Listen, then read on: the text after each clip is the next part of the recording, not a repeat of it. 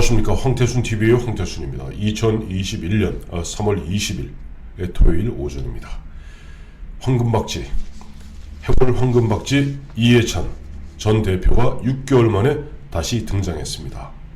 어제 그제부터 보면 친문 여러 유튜브 등에 이제 출연하더니 어제는 김어준의 다스베이더에 출연해서 서울시장 선거 민주당이 거의 이긴 것 같다. 서울시장 보궐선거 민주당이 거의 이긴 것 같다. 라고 호언장담인지 아니면 허장성세인지 어쨌든 그야말로 강력한 메시지를 갖다 표출하고 있습니다. 저는 이해찬 씨의 이와 같은 민주당이 거의 이겼다 라고 미리 선거 18일을 앞두고 이야기하는 데는 그만한 근거가 있다고 봅니다. 두 가지죠. 첫째는 지금 국민의힘과 지금 안철수 간의 후보 단일화 결국 무산될 것이다 라는 그런 판단을 하고 있는 것 같습니다. 둘째, 만약에 안철수와 오세훈과 안철수 간의 후보 단일화가 이루어졌다 하더라도 우리는 이길 수 있다. 왜? 여러 가지 방법을 통해서 이길 수 있다. 그 방법에는 관권선거, 금권선거는 물론이거니와 지금 집권 여당이 장악하고 있는 각종 언론 매체 등을 통해서 무차별적인 그야말로 사실상 가짜 뉴스 등을 퍼뜨리면서 야당 후보를 무너뜨릴 수 있다는 자신감을 갖다 표출하고 있는 겁니다. 당장 어제도 이런 얘기를 하고 있더라고요.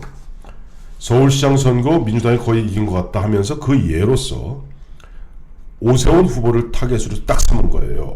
오세훈 후보 말이지 그저 내곡동 땅 갖고 국장한테 전결권 주었다 하는데 누구는 서울시에서 부시장 안 해봤나? 누구는 안 해봤나? 야, 40만 평이나 되는 그린벨트를 어떻게 국장이 전결해? 웃기는 소리야. 그런 경우는 택지개발 등등은 그건 부시장한테도 전결권을 안 주는 것이야. 그러면서 자기가 1995년 당시 조순과 박찬종이 붙었을 때 박찬종이 조순 후보보다 더블을 앞섰답니다. 그때 조순의 선대 본부장이 이해찬 씨였죠. 그래서 이해찬 씨는 조순 시장 밑에서 바로 의원직 그만두고 정무 부시장을 하게 됩니다. 승리하고 난 다음에.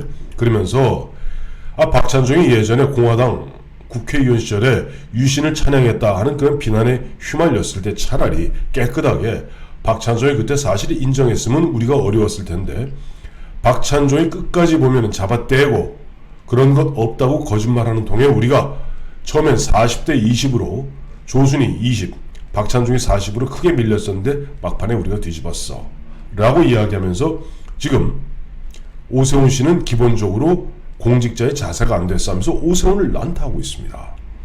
지금 민주당 전략은요. 철저하게 오세훈, 안철수에 대해서는 무시 전략입니다. 안철수에 대해서는 어떠한 공격도 하지 않습니다. 오세훈만 공격합니다. 이게 저는 왜 그럴까? 왜? 안철수는 어쨌든 한소법을 먹었던 경험이 있고 자신들의 약점을 잘 알고 있기 때문에 괜히 섣불리 건드렸다가는 되치기 당할 가능성이 있으니까 안철수는 건드리지 않는 것이 아닌가 하는 것 하나 하고, 두 번째, 지금 박영선 캠프도 마찬가지고 이해찬 씨도 마찬가지고 오세훈을 계속 공격함으로써 이른바 중도층들로 하여금, 그러니까 보수층으로 하여금은 우리 오세훈을 지켜야겠다라고 괜히 안철수 쪽에는 고개도 안 돌리게 하고, 또 중도층으로 하여금 민주당이 오세훈을 공격하는 거 보니까 오세훈이 더 센가 보구나 라고 오세훈을 찍도록 유도하는 그런 측면이 있지 않는가. 결국 오세훈과 안철수가 사실 얼마 전 생각해 보세요. 한 열흘 전까지만 해도 안철수가 압도적으로 오세훈을 앞섰습니다. 그런데 오세훈 후보가 후보로 결정되고 난 다음에 집중적으로 박영선 캠프에서 오세훈을 갖다 공격함으로써 오세훈의 지지율이 반사이익을 얻어서 확 떠오르면서 지금은 오세훈과 안철수와 오세훈이 지금 엎치락 뒤치락 하고 있습니다. 이와 같이 지금 이해찬 씨가 짜잔 하고 6개월 만에 지난해 이제 8월 이낙연 새로운 전당대회에서 당대표에 뽑힌 이낙연 대표에게 당대표 자리 물려주고 칩거하면서 회고록 쓰겠다고 6개월 동안 촉구하고 있던 이해찬이 나타났다는 것은 첫째, 그만큼 자기들 위기의식을 느꼈다는 것이고, 둘째, 이미 흔한 얘기로 지금 집권 여당 내에 대통령은 문재인이지만 상황은 이해찬이라고 그러지 않습니까?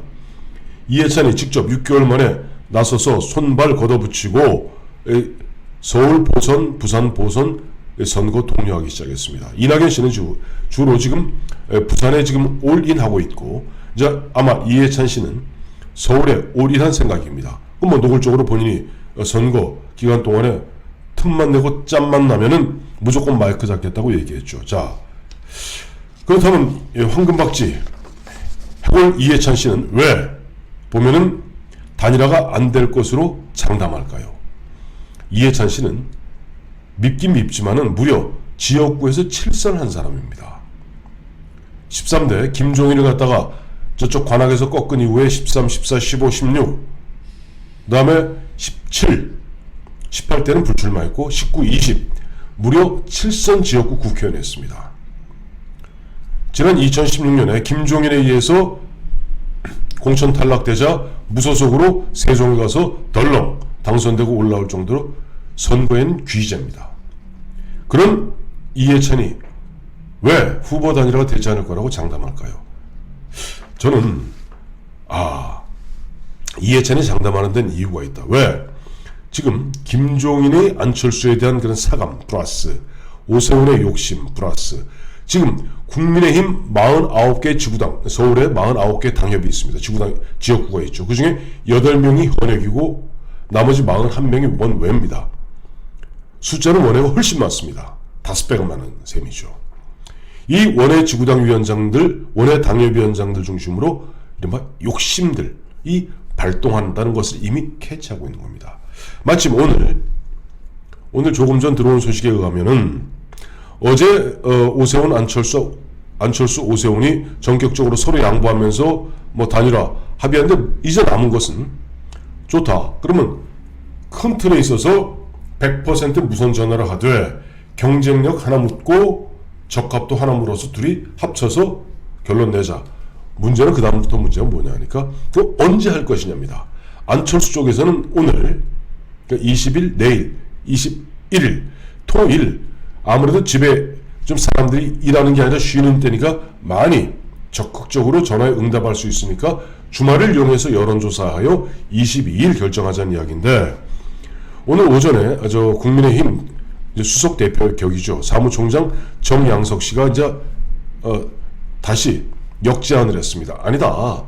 지금 어제 19일 어제 하루 오세훈과 안철수가 서로 보면 엎치락 뒤치락 하는 동안에 안철수에게 지나친 스포트라이트가 가해졌기 때문에 그건 불공정하다. 그러니 주말이 지나서 22 월요일, 23 화요일, 22, 23 여론조사요 24일 후보를 결정하고 25일 법정선거운동 개시일부터 그 후보로 선거운동하자라고 역제안했다고 합니다.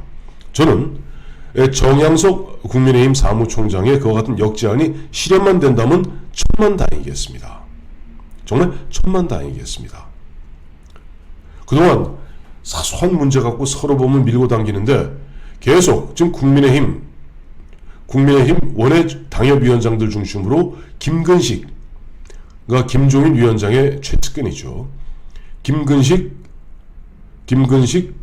당협위원장 겸 비전 전략실장이 지난번 제안한 얘기 있지 않습니까? 28일날 2월 28일날 이번 3월 29일 투표용지 인쇄일 이전에만 후보 단일화되면 된다라고 이야기하고 있습니다.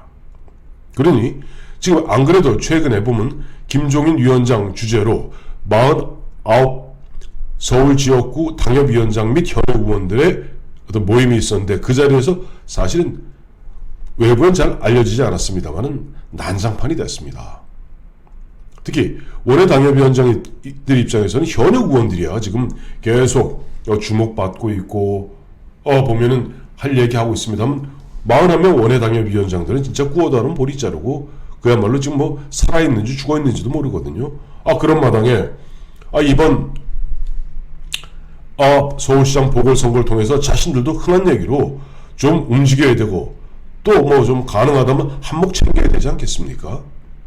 그런데 지금 만약에 현재 흐름으로 안철수, 오세훈이 비록 엎치락뒤치락 한다고 하고는 있습니다만 빨리 결정돼서 만약에 안철수로 단일 후보가 되었을 때 자신들은 흔한 얘기로 일은 해야 되지만은 뒤로 챙기는 게 없습니다. 지난번에 오세훈과 안철수 두 사람 간의 토론에서 나왔잖아요. 그렇게 되면 그 각 당협이 뭐가 되냐니까 일종의 선거 연락 사무소가 됩니다. 얼마라도 내려보내야 됩니다. 그거 말고 솔직히 말씀드려갖고 뭐 선거 하루 이틀 합니까? 뒤로 나가는 거 이른바 언더 테이블 만이라는 게 있습니다. 걸리면 골로 가는 거죠.